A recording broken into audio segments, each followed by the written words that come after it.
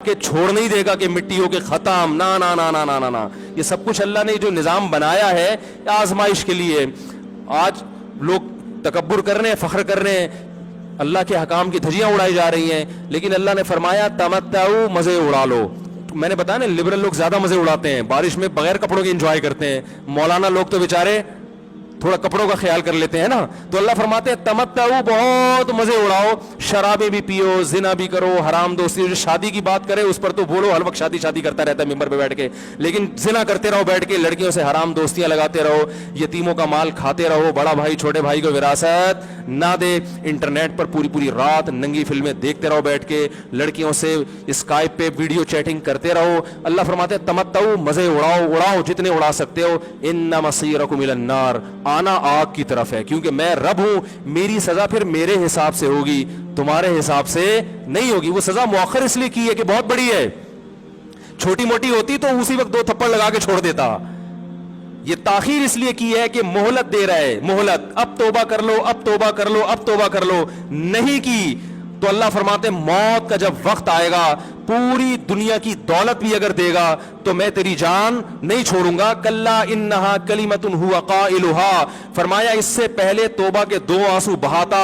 زمین اور آسمان نے اگر گناہوں سے زمین اور آسمان کے خلا کو بھر دیا ہے نا، وہ 2 آنسو آگ ٹھنڈا کرنے کے لیے کافی تھے. لیکن جب تم موت اپنی آنکھوں سے دیکھے گا، ساری دنیا کی دولت بھی خرچ کر دے گا، تو اللہ فرماتے ہیں توبہ کا کلمہ ایسا ہوگا، انہا کلمۃ ہوا قائلھا، ایک زبان سے نکلا ہوا کلمہ جو ہوا میں تحلیل ہو گیا. اللہ اپنے قانون میں بہت سخت ہے میرے بھائی. فرعون ساری زندگی نافرمانی کرتا رہا، جب پہلا غوطہ کھایا ہے توبہ کی نا اس نے، اور کیسی پرفیکٹ توبہ کی. کہنے لگا آمنت انہ لا الہ الا الذی آمنت بہ بنو اسرائیل، یہ نہیں کہ میں اللہ پر ایمان لایا، کیونکہ اللہ کے مفہوم میں فرق ہو سکتا تھا، ہو سکتا ہے اپنے آپ کو اللہ کہہ رہا ہو. پوری تشریح شرح کے ساتھ، حاشیے کے ساتھ کہہ رہا ہے کہ میں اس رب پہ ایمان لایا جو ایک غلام قوم کا رب ہے. صحیح ہے نا، میری جو بنی اسرائیل جو میرے غلام تھے نا، وہ جس کو رب مانتے ہیں میں اس پر کو رب مانا میں نے. اللہ فرماتے ہیں آل آنا، اب ایمان لا رہے، وقد عصیت قبل، اس سے پہلے تو نے نافرمانی کی ہے. ایسا عبرت کا نشان بناؤں گا، فالیوم ننجیک ببدنک لتکون لمن خلفک آیا، تو مر جائے گا تیری باڈی سلامت رہے گی، آنے والے لوگ قیامت تک تیری باڈی کو دیکھ کر عبرت حاصل کرتے رہیں گے کہ یہ ہے جس نے زمین پر ایسی حکومت کی کہ اس کی حکومت کے کھوٹے زمین پہ گڑ گئے. آج کیسا عبرت کا نشان بنا ہوا ہے، کیسا پڑا ہوا ہے، مسالے لگا لگا کے تو اس کو محفوظ رکھا جا رہا ہے. اور اللہ فرماتے ہیں یہ تو اس کی باڈی ہے جو تمہیں نظر آ رہی ہے، اس پر گزر کیا رہی ہے ہم تمہیں بتاتے ہیں. النار، آگ ہے، یعرضون علیہا غدوا وعشیا، جس آگ پر صبح اور شام اس کو جلایا جاتا ہے. وَيَوْمَ تَقُومُ السَّاعَةُ، اور جب قیامت قائم ہوگی، ادخلوا آل فرعون اشد العذاب، اللہ فرمائیں گے کہ ہم حکم دیں گے فرشتوں کو کہ فرعون کو اس سے سخت عذاب میں ڈال دو. آپ کو فرعون لیٹا ہوا نظر آ رہا ہے، قرآن کہہ رہا ہے لیٹا ہوا نہیں ہے، وہ صبح اور شام آگ میں جلایا جا رہا ہے. اس کو ہزاروں سال گزر گئے، صبح بھی آگ میں جلتا ہے، شام کو بھی آگ میں جلتا ہے. اور فرمایا ابھی قیامت آنے دو، جہنم میں ہمیشہ کے لیے داخل کروں گا جو اس سے بھی زیادہ سخت ہے. وَإِذْ يَتَحَاجُّونَ فِي النَّارِ، اور فرمایا جہنم میں جانے کے بعد کیا ہوگا.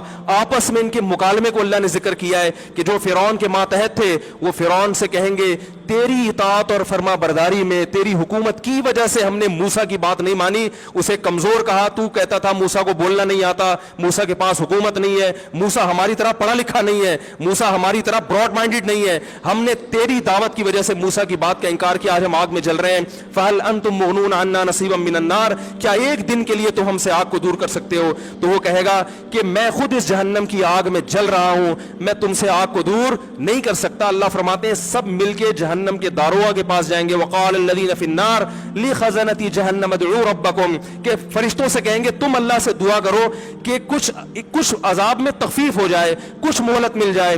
تو فرشتے جواب میں کہیں گے کہ کیا تمہارے پاس ڈرانے والا نہیں آیا تھا؟ موسیٰ کلیم اللہ جس سے اللہ کوہ طور پہ ہم کلام ہوا کرتا تھا، اس نے تمہیں ڈرایا نہیں تھا کہ تم اللہ کی نافرمانی چھوڑ دو؟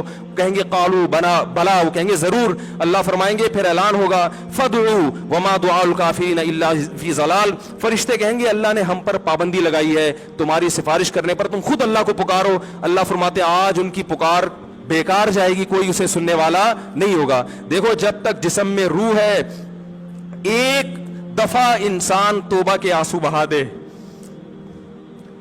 ایک دفعہ اللہ سے کہہ دے کہ اے اللہ مجھ سے جو جرم ہوا, اگر کسی نے زنا کیا ہے ایک دفعہ کہہ دے اے اللہ آئندہ نہیں کروں گا. اگر کسی نے شراب پی ہے ایک دفعہ کہہ دے کہ اے اللہ آئندہ نہیں پیوں گا.